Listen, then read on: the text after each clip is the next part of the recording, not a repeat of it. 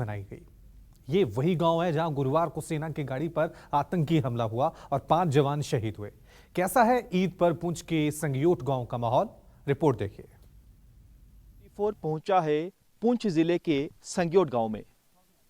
इस गांव में रहने वाले तमाम गांव वालों ने सर्वसम्मति से ये फैसला किया है कि वो इस बार ईद का पावन त्योहार नहीं मनाएंगे।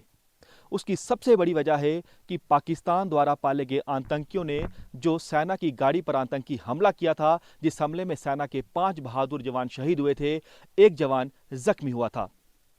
इस आतंकी हमले के बाद गांव वालों ने ईद का त्योहार नहीं मनाने का फैसला किया है। हमारे साथ गांव के कुछ लोग हैं, इनसे बातचीत करते हैं। साहब, क्या नाम है आपका? जी, मुख्तियार खान, सरपंच संगयोट। सरपंच साहब, क्या कहना चाहेंगे आपने, क्योंकि पहली बार होगा कि आपके गांव में कोई भी व्यक्ति ईद नहीं मना रहा है? जी, ये बिल्कुल दुरुस्त है, क्योंकि ये एक बड़ी दुखद घटना हुई है। उस घटना की वजह से ये जो हमला हुआ, हमले में 5 जवान शहीद हुए, वो हमारे गांव, ये जो जवान गए थे ये हमारे कंपनी के हैं, मेरी पंचायत की कंपनी के। तो हमारी पंचायत में इन्होंने इफ्तार पार्टी रखी थी, उस इफ्तार पार्टी का सामान लाने के लिए गए थे और सडनली रास्ते में इंसिडेंट होने की वजह से 5 जवान शहीद हो गए। उनको मद्देनज़र रखते हुए गाँव वालों ने ये फैसला किया कि इस बार ईद का त्यौहार सेलिब्रेट नहीं करेंगे, अलबत्ता सिर्फ नमाज पढ़ेंगे। ये जो आपने बताया कि इफ्तार पार्टी जो है सेना ने रखी थी, तो हर बार जो है सेना आपको बुलाती है, इफ्तार पार्टी देती है? जी बिल्कुल, हर बार हर साल सेना कंपनी कमांडर साहब जो हैं वो हर बार इफ्तार पार्टी रखते हैं। उसके साथ ही PRIs जितने भी हैं, सीनियर सिटीजन्स हैं, एक्समैन हैं, वो सारे लोग बैठते हैं मिलजुल के, जिससे हमारा एक रिलेशन गहराप होता है। जो जवान शहीद हुए, क्योंकि वो आप ही के गाँव में कंपनी है, तो आपके उनको जानते होंगे निजी तौर पर? भी जी, बड़े बड़े नज़दीक से, बिल्कुल नज़दीक से जानते थे, क्योंकि मैं ज़ाहिर है मैं सरपंच हूँ, मेरा तो आना जाना लगा रहता है, मुलाकात होती रहती है, तो मैं बहुत नज़दीक से जानता था उन सबको। और मुझे बड़ा दुख हुआ, बाज़ाते मुझे क्या, मेरे पूरे गांव वालों को बहुत दुख हुआ कि ये इस ईद के मौके पे खुशी का मौका था, लेकिन ये पूरा गमी में तब्दील हो गया। हम आज भी उन पीड़ित परिवारों के साथ खड़े हैं, बिल्कुल जहाँ जहाँ के थे उन परिवार के साथ खड़े हैं। हमारा पूरा गांव उस बात को मद्देनज़र रखते हुए हमने सेलिब्रेशन नहीं किया, बल्कि एक नॉर्मल तरीके से नमाज अदा की और अपने अपने घर में। हम देख रहे हैं कि पूरे गांव में सन्नाटा पसरा हुआ है, ऐसा लग रहा है कि यहाँ कोई रहता ही नहीं है। सरपंच साहब, ये जानना चाहेंगे कि जो जवान जो शहीद हुए हैं, आखिरी बातचीत उनकी आपको याद है कि क्या बातचीत हुई, क्योंकि एक जश्न आज होना था इस गांव में? जी बिल्कुल, वो जब भी हमारी कंपनी कमांडर साहब से बातचीत हुई, हमने डिसाइड किया कि कब इफ्तार पार्टी करनी है, तो उस वक़्त सब बंधु से मेरी मुलाकात हुई, हैंडशेक हुआ और उसके बाद वो मिलजुल के उसके बाद दूसरे दिन वो गए। तो जाहिर बात है, उस चीज़ को जब हम याद करते तो बड़ा दुख होता है, बड़ा ही दुख होता है, वेरी सैड, कि ऐसा नहीं होना चाहिए था, क्योंकि वो हमारे जवान हैं, उनके बच्चे हैं, परिवार है, बड़ा दुख महसूस हो रहा है। इसलिए हमने ये फैसला किया सब ने मिलकर कि इस बार सेलिब्रेशन नहीं करेंगे, अलबत्ता हम उनके साथ हैं, उनके परिवार के साथ हैं, दुखद परिवार। देखिए, आंखें हर किसी की नम है, हर कोई बेहद ज़्यादा दुखी है। कुछ और लोग हमारे साथ हैं। हमने देखा कि आतंकियों ने 3 तरफ से हमला किया।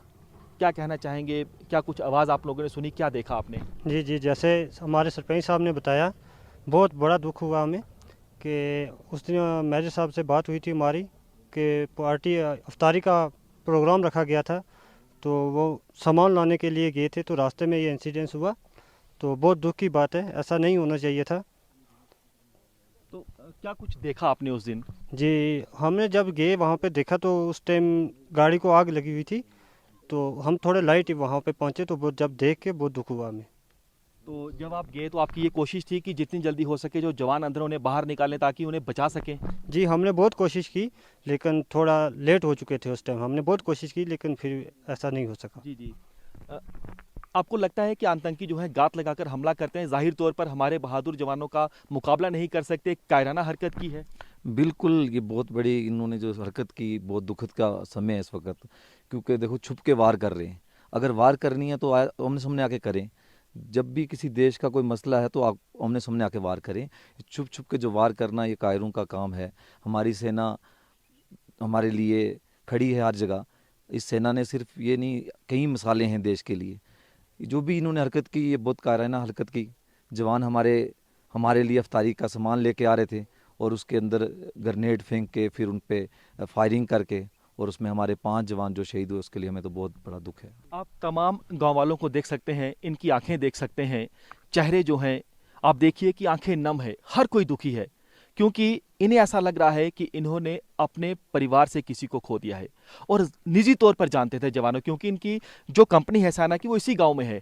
और आप गांव वालों के बाद आप गांव की तस्वीर देखिए कि यहाँ ऐसा लग रहा है कि सन्नाटा पसरा हुआ है, कोई रहता नहीं है यहाँ पर।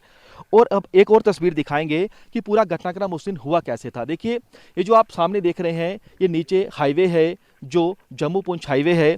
और उस दिन जो है सेना की जो गाड़ी है वो बिंबर गली से निकली थी संग्योट गांव की ओर, यानी अपने कैंप की ओर। और दोपहर 3 बजे जो है जो आतंकी गात लगाकर बैठे थे वो फायरिंग करते हैं, ग्रेनेड दागते हैं। और सूत्रों से जानकारी मिली है कि जो फ्यूल टैंक था उस पर भी जो है वो विस्फोटक बांधते हैं।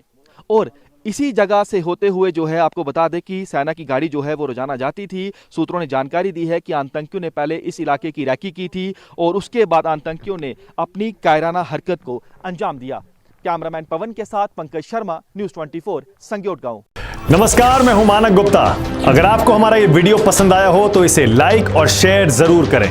और हाँ, हमें सब्सक्राइब और फॉलो करना ना भूलें ताकि आप देश और दुनिया की कोई खबर मिस ना करें। तो जुड़े रहिए हमारे साथ और देखते रहिए न्यूज़ 24।